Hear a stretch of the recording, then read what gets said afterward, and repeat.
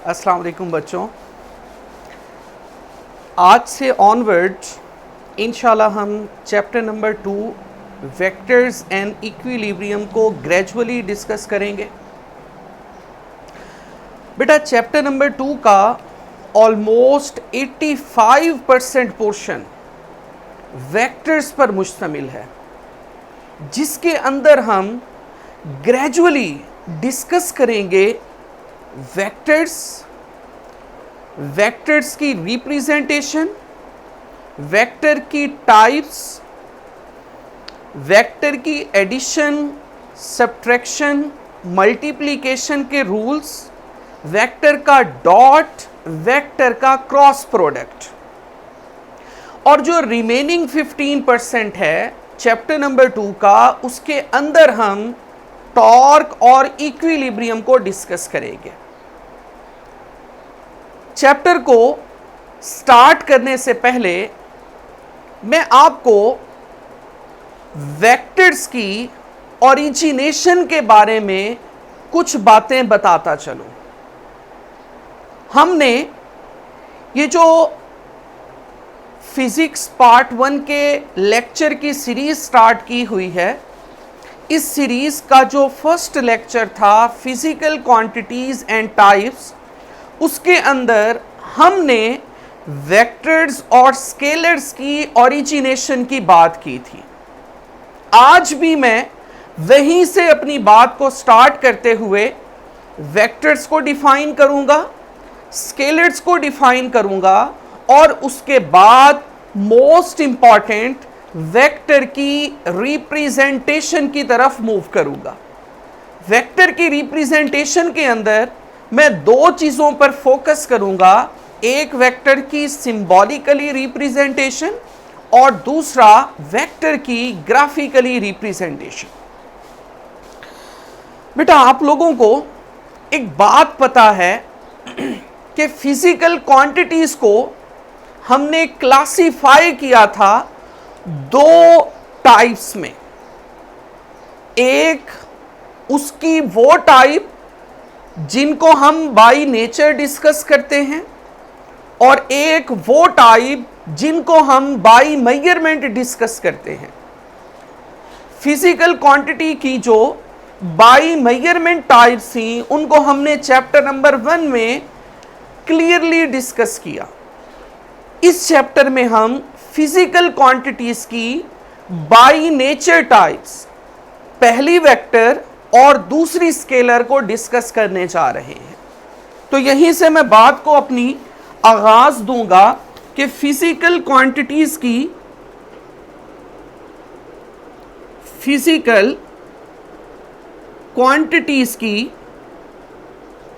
हमने by nature दो types पढ़ी थी।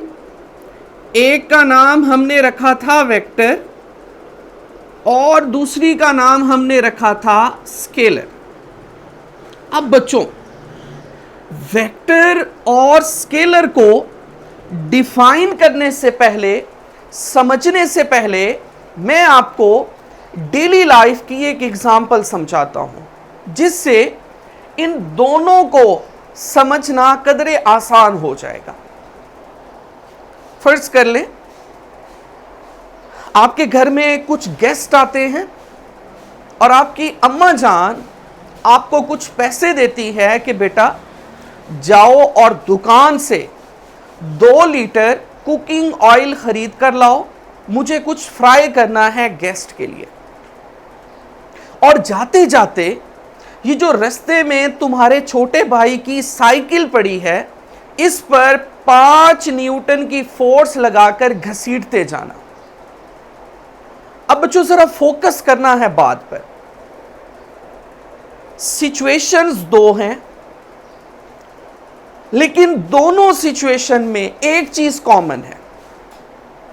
आपको उन्होंने 2 लीटर कुकिंग ऑयल क्या कहा या 5 न्यूटन फोर्स लगाने का कहा, तो दोनों में एक चीज कॉमन है कि उन्होंने ऑयल खरीदते हुए भी आपको मैग्नीट्यूड बताई और फोर्स लगाते हुए भी मैग्नीट्यूड बताई। वो दोनों केसेस में आपको मैग्नीट्यूड बता रही हैं। लेकिन होता क्या है, ऑयल में उन्होंने आपको मैग्नीट्यूड बताई कि बेटा 2 लीटर लेकर आओ, तो आपको मुकम्मल तौर पर उसकी समझ आ गई कि मैंने 2 लीटर ऑयल खरीद कर लाना है। आपने फर्दर अम्मा जान से ये क्वेश्चन नहीं किया कि अम्मा जान जिस शॉपर में मैंने वो ऑयल लेकर आना है उस शॉपर की डायरेक्शन किस तरफ करके आऊं, क्या मैं उसका मुंह नीचे करके आऊं या ऊपर करके आऊं।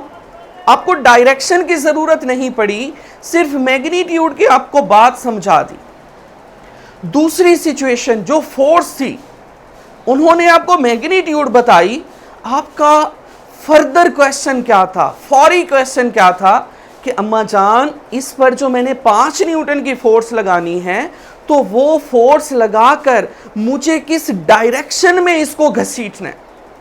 अब मैग्नीट्यूड के साथ आपको डायरेक्शन की भी जरूरत पड़ रही है। तो बच्चों यहां से बात बड़ी सिंपल और क्लियर हो गई। अगर फिजिकल क्वांटिटी की मुकम्मल समझ आ जाए मैग्नीट्यूड से डायरेक्शन के बगैर, तो ऐसी फिजिकल क्वांटिटी स्केलर कहलाएगी। और अगर फिजिकल क्वांटिटी की मुकम्मल समझ ना आए मैग्नीट्यूड से, बल्कि उसको मुकम्मल तौर पर समझने के लिए डायरेक्शन भी बताना पड़े, डायरेक्शन भी जरूरी हो, तो ऐसी फिजिकल क्वांटिटी को हम नाम देते हैं वेक्टर का। तो ये सिंपल सा इंट्रोडक्शन था वेक्टर्स और स्केलर्स को डिफाइन करने के लिए। तो यहां पर 1 बाय 1 मैं इनकी डेफिनेशन लिखता हूं।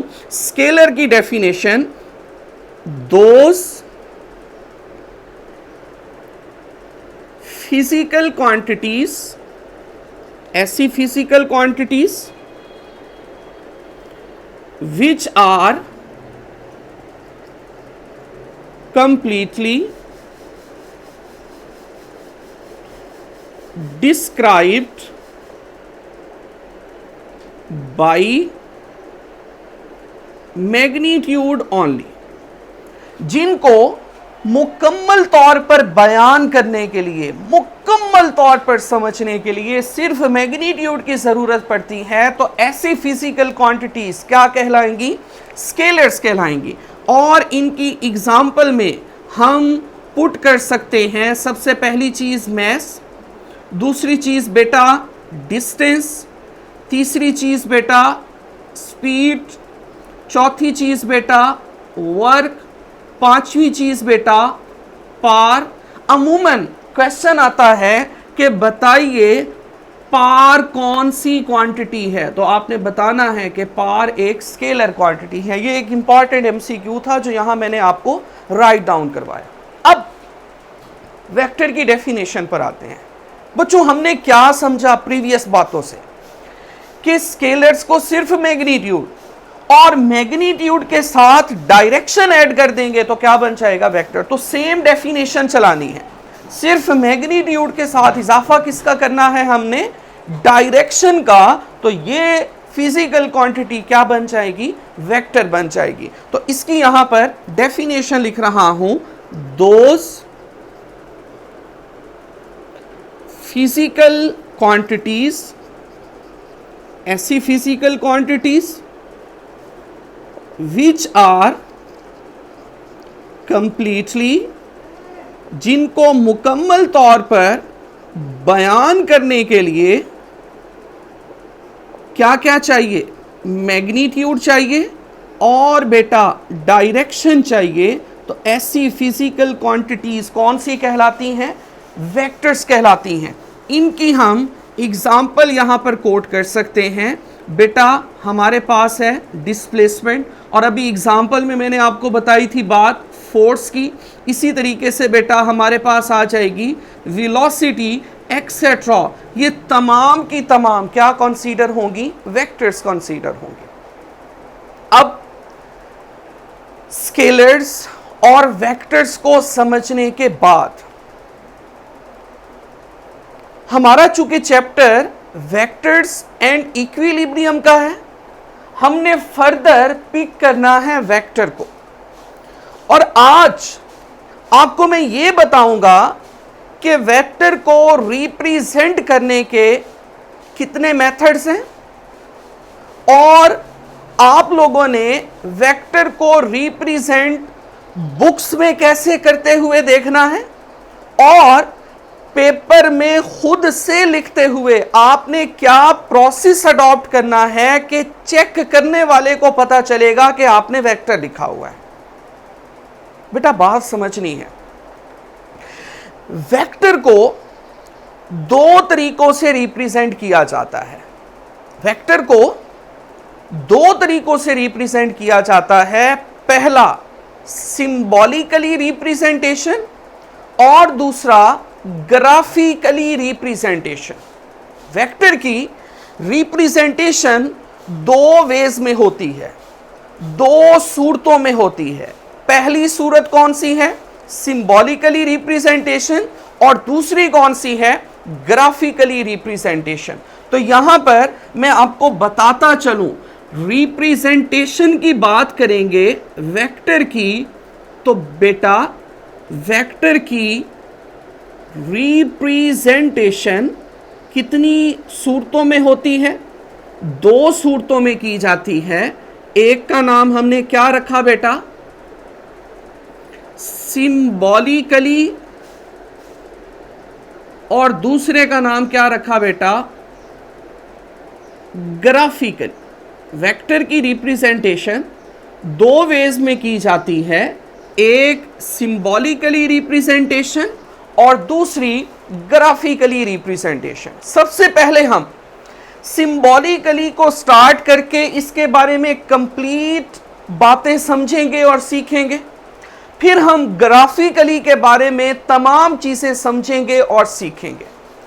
सिंबॉलिकली से हम रिप्रेजेंटेशन वेक्टर की स्टार्ट करते हैं कि सिंबॉलिकली आपने वेक्टर को कैसे रिप्रेजेंट करना है। देखिएगा, सिंबॉलिकली में ये जो फर्स्ट 6 डिजिट्स है ये मिलकर सिंबल बनाते हैं। सिंबल का लफ्जी मतलब होता है अलामत। तो यहां पर हमें एक बात तो क्लियर हो जानी चाहिए कि सिंबॉलिकली रिप्रेजेंटेशन में हम ये देखेंगे कि वेक्टर को अलामती तौर पर कैसे जाहिर करना है। अल्फाबेट्स ABC वेक्टर की कैसे देखनी है। अब बेटा सिंबॉलिकली वेक्टर को दो जगहों पर रिप्रेजेंट करना पड़ता है। एक किताबों में कि हमें पढ़ते हुए कैसे पता चलेगा कि यह वेक्टर का सिंबल है, और दूसरा पेपर में लिखते हुए, असाइनमेंट बनाते हुए कि चेक करने वाले को कैसे पता चलेगा कि ये इसने वेक्टर का सिंबल लिखा हुआ है। बात फॉलो कर रहे हैं? तो यहां पर सिंबॉलिकली वेक्टर की रिप्रेजेंटेशन हमें दो जगहों पर करना होती है। एक बेटा किताबों में, बुक्स में किस तरीके से करेंगे, और दूसरे नंबर पर है बेटा हैंड राइटिंग। आपने खुद से कैसे लिखना है सिंबल कि चेक करने वाले को पता चलेगा कि इसने वेक्टर का सिंबल लिखा हुआ है। होप सो बात क्लियर हो रही होगी। बुक्स में बेटा क्या करना है? आपने बोल्ड फेज लेटर को देखना है। बोल्ड कहते हैं मोटे को, लेटर कहते हैं लफ्ज को। ऐसे अल्फाज या ऐसा लफ्ज जो बुक में बाकी तमाम वर्ड से, बाकी तमाम अल्फाबेट से कदरे मोटा लिखा होगा, वो वेक्टर की सिंबॉलिकली रिप्रेजेंटेशन होगी। और याद रख लें, अमूमन मिसकॉन्सेप्शन आती है बुक में बेटा कहीं पर भी वेक्टर की सिंबॉलिकली रिप्रेजेंटेशन में एरो हेड यूज नहीं होगा। एरो हेड आपने बुक में नहीं तलाश करना कि वो सिंबॉलिकली रिप्रेजेंटेशन होगी, बिल्कुल भी नहीं। बुक में आपने just bold face letter choose करना है। इसकी हम एग्जाम्पल की तरफ मूव करते हैं। तो इसकी एग्जाम्पल में बेटा सिंपल सी बात है, कहीं पर भी थोड़ा सा बोल्ड फेज लिखा होगा किसी भी डिजिट या लेटर का, तो वो किसकी रिप्रेजेंटेशन होगी? वेक्टर की सिंबॉलिकली रिप्रेजेंटेशन कहलाएगी बुक्स में। अब आपने खुद से कैसे लिख कर आना है, इसकी तरफ चलते हैं। बेटा जब आपने खुद से लिखना है तो मैं आपको बता दूं, आपने यूज करना है लाइट फेज लेटर, सादा अल्फाज, उसके साथ साथ आपने एरो हेड लगानी है। देखें, बुक में एरो हेड तलाश नहीं करना, लिखते हुए आपने एरो हेड लाजमी यूज करना है। इसकी एग्जाम्पल में हम इसको समझ लेते हैं। सिंपल ए लिखा, इसके बेटा एरो ऊपर लगा दें, एरो नीचे लगा दें, और हाँ, इसके ऊपर बार भी लगा सकते हैं, इसके नीचे बार भी लगा सकते हैं। तो ये तमाम की तमाम वेक्टर की सिंबॉलिकली रिप्रेजेंटेशन होगी हैंड राइटिंग में, और ये होगी सिंबॉलिकली रिप्रेजेंटेशन बुक्स में। होप सो यहां तक बात क्लियर है। अब एक और यहां पर मेरे जहन में क्वेश्चन आ रहा है। आपसे क्वेश्चन ये भी पूछ सकते हैं कि बताइए सिंबॉलिकली वेक्टर की मैग्नीट्यूड कैसे रिप्रेजेंट करेंगे आप? सिंबॉलिकली वेक्टर की मैग्नीट्यूड कैसे रिप्रेजेंट करेंगे बुक्स में और हैंड राइटिंग में? तो क्वेश्चन क्या अराइज हो सकता है यहां पर एक और, symbolically how the magnitude of vector can be represented। Symbolically vector की मैग्नीट्यूड को आपने किस तरीके से रिप्रेजेंट करना है? बेटा देखें, इसके भी दो वेज हैं। एक पहला क्या है बेटा, किताबों में कैसे आप देखेंगे कि ये वेक्टर की मैग्नीट्यूड का सिंबल है, और दूसरा बेटा क्या होगा, हैंड राइटिंग में आपने खुद से कैसे लिखना है कि चेक करने वाले को पता चलेगा कि ये वेक्टर की मैग्नीट्यूड का सिंबल लिखा हुआ है। अब बुक में आपने दो चीजों पर बच्चों फोकस करना है। सबसे पहला पॉइंट जो आपने फोकस में लाना है, बुक में मैग्नीट्यूड के लिए लाइट फेज लेटर यूज होगा, सादा लफ्ज। पहचान के लिए इसको इटालिक स्टाइल में लिखा जाएगा। अब बेटा इटालिक स्टाइल क्या होता है? ऐसे अल्फाज जो थोड़े टेढ़े या तिरछे लिखे हों वो इटैलिक स्टाइल में कहलाते हैं। यहां पर इसकी एग्जांपल में कहीं पर ए तिरछा लिखा होगा, स्मॉल ए थोड़ा तिरछा, स्मॉल बी थोड़ा तिरछा, तो ये वेक्टर की मैग्नीट्यूड का सिंबल होगा। क्लियर है? हैंड राइटिंग में आपने क्या करना है, आपने लाइट फेज लेटर यूज करना है, इसके ऊपर एरो हेड लगानी है, और फाइनली बेटा डिटर्मिनेंट्स का सहारा लेना है। डिटर्मिनेंट्स किस तरीके से? ए लिखे, ऊपर एरो लगाएं, इर्द गिर्द दो डिटर्मिनेंट्स, इनको मैं अमूमन समझाते हुए डंडों का नाम देता हूं कि वेक्टर का सिंबल लिख ले, उसके इर्द गिर्द दो डंडे खड़े कर दें, तो ये वेक्टर की मैग्नीट्यूड का सिंबल बन जाएगा। और एक और याद रख ले बात, इसको अगर आप सिंपल ए भी लिख लेते हैं तो ये भी वेक्टर की मैग्नीट्यूड काउंट होगी। यहां तक क्लियर हो गई बात। अब फाइनली क्या बच गया बच्चों? वेक्टर की ग्राफिकली रिप्रेजेंटेशन बच गई। हम सबसे पहले क्या देखेंगे कि वेक्टर को ग्राफिकली रिप्रेजेंट कैसे करना है। सेकंड नंबर पर क्या देखेंगे कि वेक्टर की मैग्नीट्यूड को ग्राफिकली कैसे रिप्रेजेंट करना है। अब हम वेक्टर की ग्राफिकल रिप्रेजेंटेशन की तरफ मूव करते हैं। बड़ी सिंपल सी बेटा इसकी डेफिनेशन भी है और इसकी रिप्रेजेंटेशन भी है। आपकी थोड़ी सी अटेंशन इस टॉपिक को आपके लिए बिल्कुल क्लियर कर देगी। देखिएगा बेटा, हम बात कर रहे हैं ग्राफिकली रिप्रेजेंटेशन की। देखिएगा, ग्राफिकली के अंदर ये जो पहले 5 अल्फाबेट्स हैं ये मिलकर ग्राफ बनाते हैं। ग्राफ का लफ्जी मतलब होता है लाइन। लाइनें दो तरह की होती हैं, एक बेटा स्ट्रेट लाइन सीधी और दूसरी कर्व्ड लाइन टेढ़ी।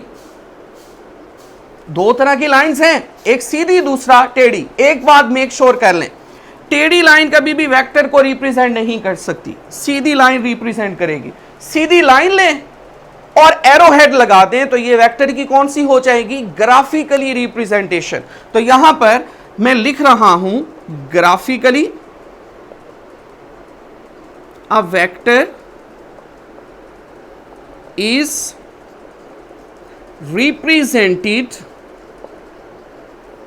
Bye a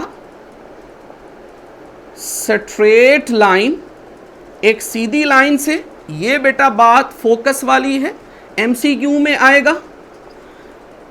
with an arrow head, और बेटा एरो क्यों यूज करेंगे, वो हमें उसकी डायरेक्शन बताएगा कि ये वेक्टर है। अब यहां पर आपको समझाता हूं, ये आपने स्ट्रेट लाइन ली और जिस डायरेक्शन में आपने लाइन लेनी है उस डायरेक्शन में आप एरो लगा देंगे तो ये वेक्टर की ग्राफिकल रिप्रेजेंटेशन होगी।